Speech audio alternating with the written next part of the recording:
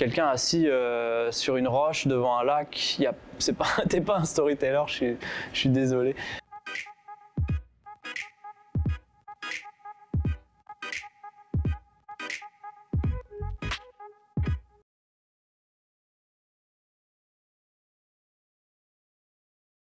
La préparation, c'est vraiment le plus important. Déjà, je passe beaucoup de temps à faire des recherches. L'argent, c'est un peu un enjeu aussi, donc quand j'ai l'idée du sujet, je peux pas partir tout de suite. En fait, c'est pour ça que je fais du documentaire, donc je reste beaucoup plus longtemps qu'un photographe de presse, si on peut dire, où au lieu de rester une semaine, je vais rester 1 mois et demi, 2 mois, juste à me consacrer sur ce sujet.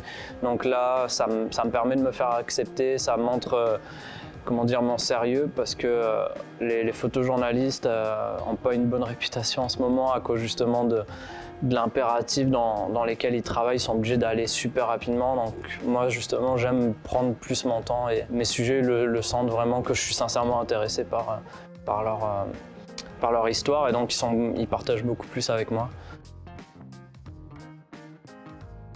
Faut être là, il faut connaître déjà un minimum le sujet. Tu sais, quand tu poses tes questions, ils vont sentir si tu as fait des recherches avant, et juste être présent 100% du temps. Mon dernier reportage sur le Kalari Payat, je travaillais 7 jours semaine, et les cours commençaient à 5 h du matin et finissaient à 9 h du soir. J'étais là à tous les cours, et pas commencer à prendre des photos dès le premier jour. Faut se faire accepter un peu avant de commencer à shooter, et après aussi pendant le processus montrer des photos, montrer de quoi on est capable et à quoi ça va ressembler, et voilà.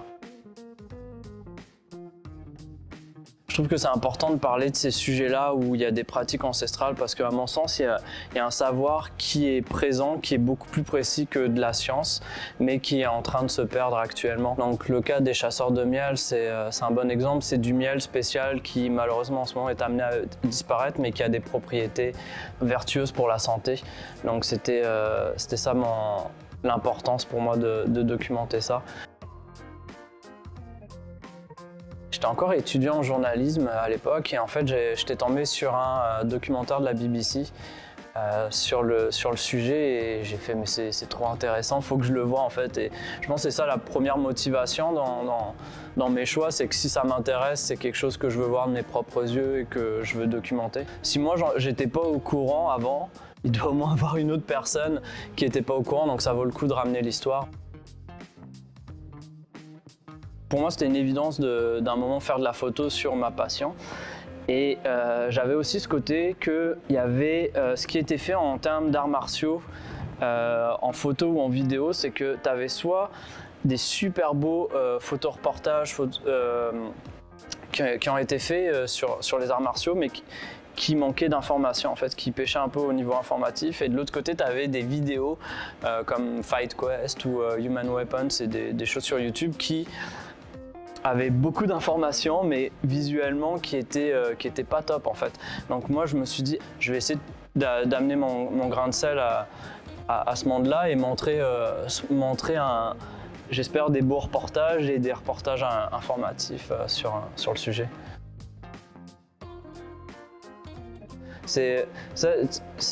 Comment dire? C'était une belle leçon d'humilité, dans le sens que j'étais photographié avec des personnes que je connaissais depuis longtemps mais que je respecte. Et là, mes photos sont à côté de leurs photos, donc c'était génial. Ils m'ont beaucoup fait travailler, j'ai donné beaucoup de formations durant le festival. Donc c'était génial aussi, j'ai parlé à des étudiants de cégep, et c'était cool de partager mon expérience. Ouais. C'est un collectif qui a été fondé par 2 éditeurs photo américains, un indépendant et un du New York Times. En fait, le photojournalisme, comme partout dans la vie, il y a du sexisme et il y a de la discrimination ethnique. Donc ça parle plus justement d'apporter de la diversité ethnique dans le milieu. En fait, il y a 2 problèmes essentiels, je dirais. C'est que, c'est essentiellement des Caucasiens qui sont photographes. Donc là, faut pousser les personnes de couleur à faire de la photo.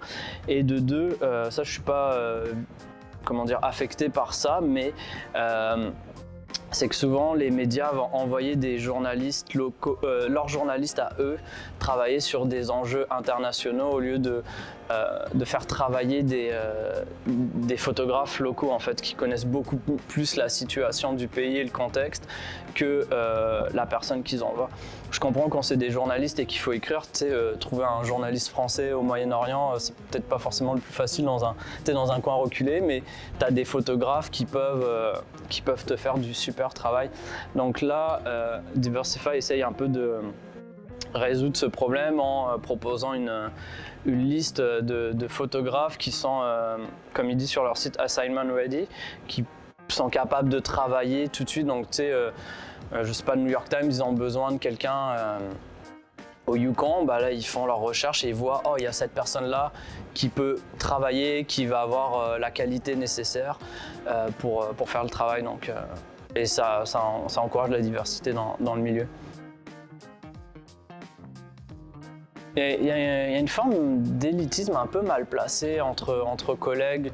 Tu sais, les gens vont beaucoup te juger par rapport à ton travail. Tu sais, même si tu es quelqu'un de gentil, tu vas voir que les gens vont avoir un a priori en fonction des photos que tu as produites. Mais je pense malgré tout que c'est quand même assez relax. C'est un des conseils que tous les éditeurs photos vont te donner, c'est sois gentil parce que tu peux être facilement barré de la profession parce que c'est un petit écosystème.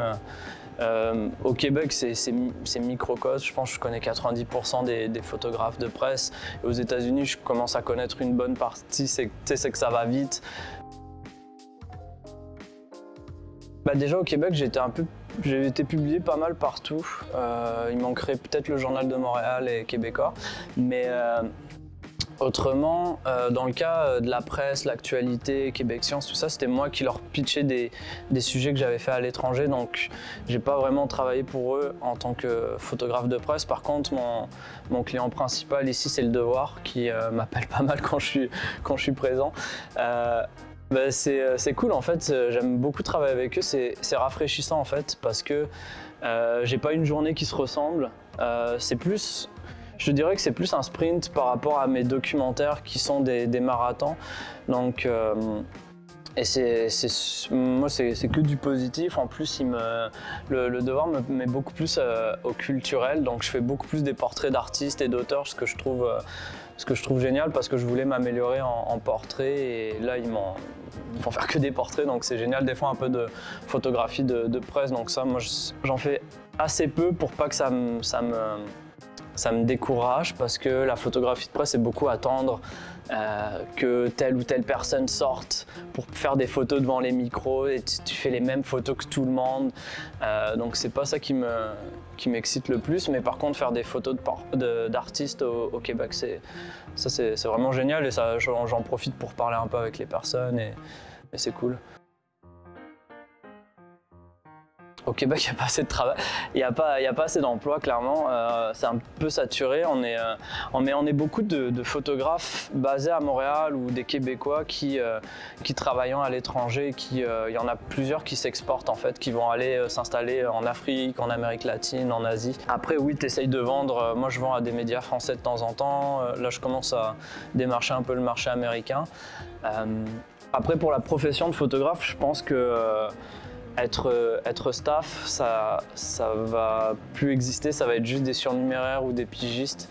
Je serais étonné que ça continue comme ça, donc je pense qu'on est plus dans l'économie un peu de contrat gig, tu sais, où tu engages des particuliers pour aller faire, pour travailler à la journée ou pour juste une assignation. Je pense que ça va être plus ça le modèle dans les futures années. Le truc cool avec la photo, c'est que tes projets peuvent être vendus n'importe où, donc c'est ça.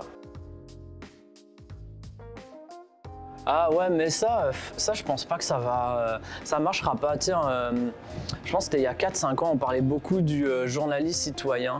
Mais là, en fait, tu te rends compte que ça marche pas ce modèle-là. Tout le monde pensait que le métier de photographe va disparaître parce que tout le monde a un iPhone. Il y a un média aux États-Unis qui a complètement viré tout son staff photo. Et en fait, c'était leurs journalistes qui faisaient les photos. Mais tu vois que visuellement, ça a perdu énormément de qualité. Donc, À un moment, si tu veux, c'est comme si tu prends ce chemin-là, je pense que tu rentres dans un cercle vicieux parce que tu vas moins attirer ton lectorat, tu vas moins faire d'argent et encore tu vas devoir faire plus de coupures. Et pareil avec les journalistes écrits, tu sais, c'est pas tout le monde qui sait écrire ou la photo, c'est pas tout le monde qui sait faire une histoire avec des photos, tu sais, tout le monde utilise le terme storyteller en ce moment sur Instagram et tout ça, tout le monde est un storyteller, mais si tu vois leurs photos, il n'y a pas d'histoire, elles sont esthétiquement très belles, je suis entièrement d'accord, mais il n'y a aucune histoire, tu sais, quelqu'un assis sur une roche devant un lac, t'es pas un storyteller, je suis désolé. J'ai commencé des projets qui, j'espère, vont m'amener à produire 3 livres au total, différents. Mais on parle des 5 prochaines années, peut-être qu'il y aura juste un livre qui va sortir, peut-être qu'il n'y en aura pas. Un livre photo, là, surtout le premier, je sais pas, ça me stresse vraiment, j'ai vraiment envie de faire quelque chose de bien, et quitte à ce que ce soit pas bien, bah, je vais pas le sortir. Donc c'est clairement quelque chose qui me trotte dans la tête. Il y a des petits objectifs pour, comment dire, pour être sûr que je progresse, dans le sens être exposé dans certains festivals photo, rentrer dans telle ou telle agence. C'est toujours un gage de qualité, mais moi ce que je regarde chaque année, c'est comment mes photos évoluent et comment je m'améliore. Et voilà. Ouais, les prix, les bourses que j'ai reçues m'ont tout aidé à aller plus loin dans ma carrière. La dernière que j'ai eue, c'était en décembre, qui va me permettre de faire un documentaire en Irak. En fait, sans cette bourse, j'ai fait mon budget pour la bourse, j'ai demandé la somme maximale que j'ai eue, que je pouvais demander que j'ai eue.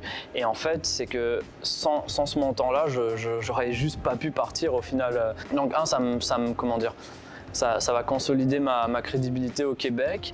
2, ça me permet de faire un travail que je considère extrêmement important. Et 3, en fait, c'est que même ce travail va pousser mes limites en tant que photographe parce que c'est en zone de tension et je passe énormément de temps à remplir des demandes de bourse et à postuler à des festivals. En fait, c'était pas mal ça mes fêtes de fin d'année. Donc, au début, c'est comme quand tu pitches à des médias, au début tu n'as aucune réponse, après là tu commences à avoir des réponses négatives, après tu commences à être finaliste et là petit à petit tu commences à gagner un prix par-ci par-là, donc c'est un processus lent, ça fait 2 ans que je le fais, et là je commence enfin à gagner des prix et tout ça, donc c'est cool.